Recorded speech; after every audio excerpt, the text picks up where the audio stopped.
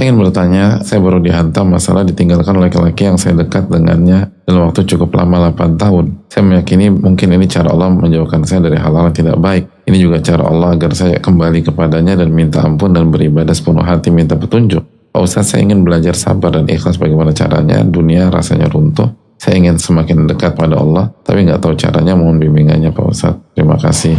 Kita tahu bahwa ada jarak yang diatur oleh Allah dan Rasulnya SAW ketika berbicara tentang hubungan laki-laki dengan wanita. Dan dalam kenyataan masyarakat kita, laki-laki yang dekat dengan wanita selama 8 tahun banyak kasus itu seringkali jatuh ke dalam hal-hal yang tidak tepat dan offside lah ya. Walaupun mungkin tidak zina. Jika itu dinamika kebersamaan kita, maka ini cara Allah SWT menolong kita dan menjaga hati kita dan pergaulan kita agar tidak jatuh ke dalam hal yang haram. Atau kalau dilanjutkan bisa jatuh benar-benar ke dalam dosa besar.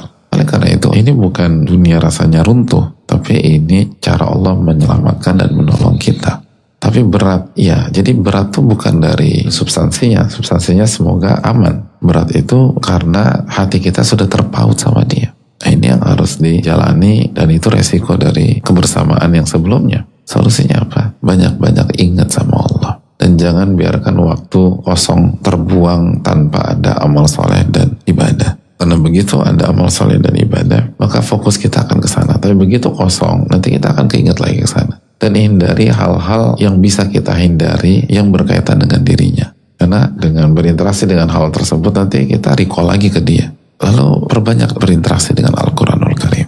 Lalu tuntutlah ilmu. Lalu amalkan ilmu tersebut. Dan milikilah lingkungan. Atau mulailah dengan mencari sahabat-sahabat yang soleha dan bertakwa kepada Allah. Dan kerjakan hal-hal yang bermanfaat lainnya. Selama tidak haram dan tidak bertentangan fitrah kita sebagai wanita atau mendistract kita dari hal-hal yang hukumnya wajib.